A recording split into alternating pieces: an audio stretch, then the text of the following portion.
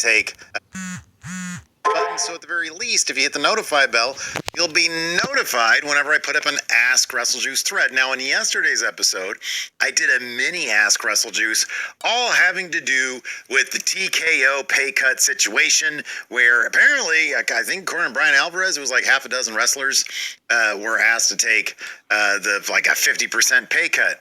New Day apparently were two of them. They left. And then, so I guess there's like 4 wrestlers, maybe? I don't know. A lot of speculation online as to who it is. I'm not necessarily, look, if we find out who it is, that's great, but I'm not itching to find out. Everybody's got to do what they got to do for themselves, I guess, which brings us to our first question today. We've got 821 BVR, who says, is it now or never for wrestlers to unionize? I don't think it's ever never. I don't think it's never too late, I don't think, to try and unionize. And this is really easy for me to say as I sit here, in my house here in California with my job as wrestling clown podcaster guy. Just finished off some lovely apples here. It's easy for me to say this because I'm not confronted with the idea of like, oh my God, I have to do something really risky for the benefit of all, potentially to the detriment to me.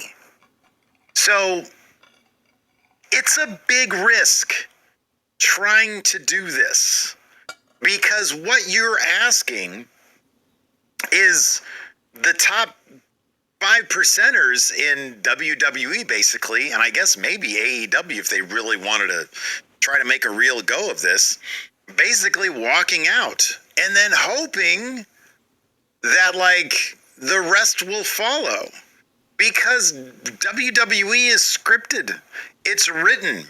So if the top 10 names decide, hey, you know what, we're going to unionize, they better damn well hope that everybody behind them follows through. And I don't know what they might have in their contracts about all that. You take a guy like Obafemi, just beat Brock Lesnar on the come up, but he doesn't have that fuck you money yet. Is he supposed to be like, well, I guess I'll forego my paycheck and walk out and strike with everybody else, and then we'll union up? Who's going to be the union rep? How is this going to work? It's a lot to ask of people. And yes, I do think that they should, because I think it would benefit everybody. But that's a really easy thing to say sitting right here.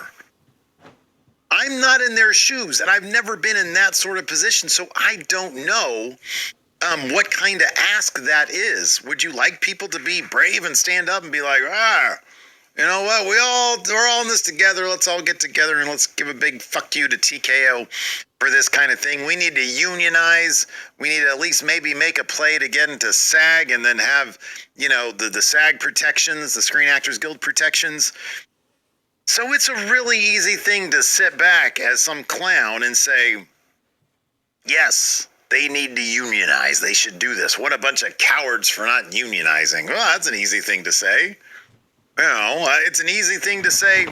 I've seen people online be be kind of rude about the people that signed, that agreed to take the 50% pay cut. Oh, who are these people that are ruining it for everybody else? Well, fuck you. You're not that person. You don't know their circumstances. Shit. It's okay, we'll either do this or be gone. And it's I can understand. Everybody's got to look at their own situation and understand, is this a good deal for me? I'm sure nobody felt good about signing that. Do they need the extra criticism from the peanut gallery saying, oh, you're, a bootlicker, or you're a sellout or whatever? The New Day understood their worth and their value, and they knew that they could go elsewhere and make decent money, and they'd have their freedom, and they wouldn't have to live with the idea that they just took a 50% pay cut. So I think it's probably a really hard thing to swallow for these people, and I don't blame them. I blame these goddamn billionaires for putting the screws to them. Millionaires and billionaires, man. I tell you what. Anyways, so I don't think never is ever on the table. I think it's never too late. You can always unionize. But right now might be a great time because who knows what happens next. Be a hell of a thing for those wrestlers to walk out. I tell you what. Like, what would they do? It would be like, are they just going to bring up LFG? Everybody in LFG be like, all right, come on up. Evolve? Are we going to have Aaron Rourke as Universal Champion? Isn't that the dude's name? I didn't even know who that was. I had no idea who Evolve Champion was. Anyways, hey, I wanted to bring this up really quick because some of y'all have asked. A couple days ago, I did a video where I talked about creating my first championship title, and it was just sort of like, hey, everybody, here's the thing from it. There's me. Look at my dumb face. Like, what, this guy's going to give advice about wrestling unions? Get out of here with that. And so I was like, man, this is a great title. It's all boxed up. It's ready to go. I need to figure out the postage stuff, which is probably going to be expensive. But it's going to go out to the winner of the Friendomania Predictions Challenge. Punk's not dead. But I want one myself. I want one of these things. And so I reached out to slamlegacy.com, the people, my guy in Pakistan who did this title. And I told them straight up, I was like, hey, put the link on your website. Like, people might want one of these things. And so sure enough, right here next to the Super Dad custom title is the Friendomania title for $182.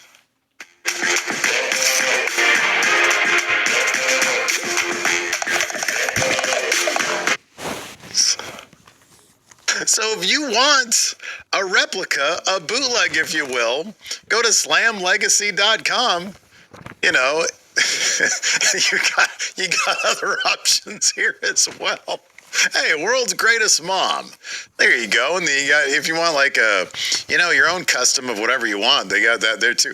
I'm not making a dime off this, by the way.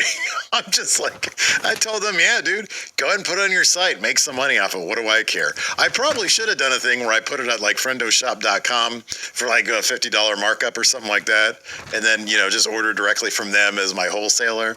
But fuck it. I don't want to deal with all that shit. Just they can take care of it. They can get the money. It's their business. It's fine. I like that at this point you get one of our titles is now being bootlegged on that site along with all the WWE stuff. Oh man. Oh, weird world we live in. Anyways, so that's fun. I already ordered my bootleg, by the way. So that's going to be replacing the Punk title. I got to find the Punk title. I'm going to put that on eBay. I got to find the damn sack that it came in. Like the CM Punk, it's all nice and printed. There was came in a little sack thing. And I know I had it around here somewhere. So I got to find that. Then I'm going to put up on eBay. Anyways, let's go take a look at the rest of these questions here because we got a lot of them. How many do we have today? Oh, my God. 137. Shit. What is this? KNE Next King says, how much fun do you and Larson have when scripting ad reads? I don't have any part of that. If I did, I would probably allow myself in those Hims ads to retort. He just gives me the disclaimer at the end, he talks shit about my perfectly fine hairline, and then he goes on this long rant talking shit about me, and then I don't get a retort. So he writes all that stuff, and I just, I love it because it's okay, well, what is he writing for me today? And then so the other day I told him, I was like, hey, because next week we've got Hims ads. I said, dude, I added some lore.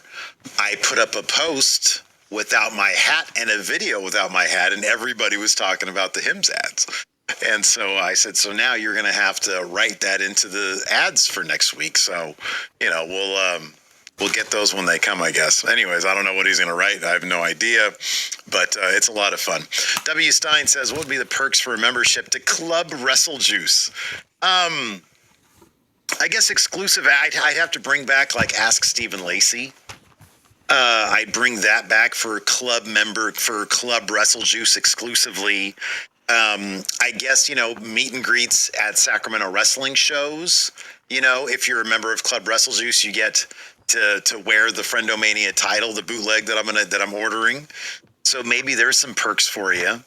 Brandon Kennedy says, have you seen the DC Sonic the Hedgehog crossover? I have not. I did go to the free comic book day thing the other day at my local comic book store, and it was cool. I got some cool stuff. But no, I don't really care much about Sonic, so I'm not sure that crossover would do much for me. Twisted Cookie says, is there a wrestling finisher you think you could take that wouldn't be as painful as it looks on TV? So a finisher that actually looks painful on TV, could I take it? Short answer, probably not. Because ones that look painful probably are. Like the F5 doesn't look painful. I don't even think I can take that, to be honest with you. Like being thrown off somebody's shoulders, but then I just sort of land 6 feet or whatever it is. I might be able to take that. But like what finisher looks bad, but really kind of isn't? I think the ones that look bad are bad. Like maybe like the coffin drop. The coffin drop can look like, you got whatever Darby is, 190 pounds of some little dude coming at you. That might be kind of rough. I could probably take that though. Paradox says, what's your ideal premium live event or pay-per-view start time?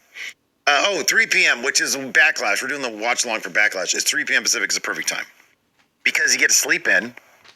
You get to enjoy part of your day, maybe do some yard work. And then mosey over to your computer around 2, get everything set up.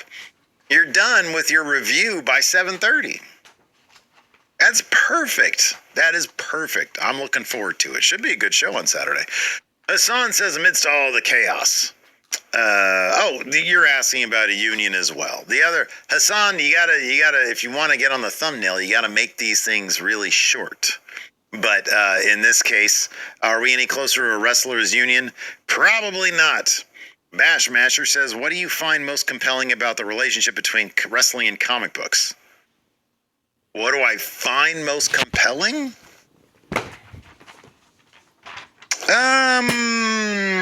I guess, you know what? I guess I would say this.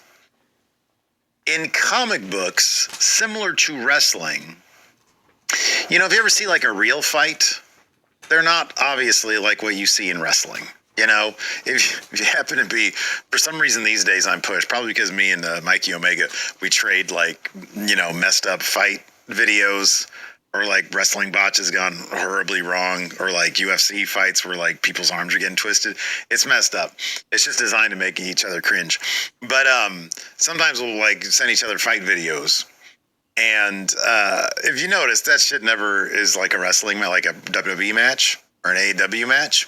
And so I feel like, similar to comic books, the scripted violence of the squared circle is the most is compelling, poetic, artistic, much like in the fights in comic books. So maybe there's a relationship there. Never really given it much thought though. Wrestle Cram says, I'm a Louisiana boy. What would you choose? A crawfish, a shrimp boil, or a wrestling watch party? I'd go with the shrimp boil on that one. Braden St. John says, what are a couple of your favorite wrestling promotions of all time? WCW, but in 1997. I'm leaving the SHRM conference feeling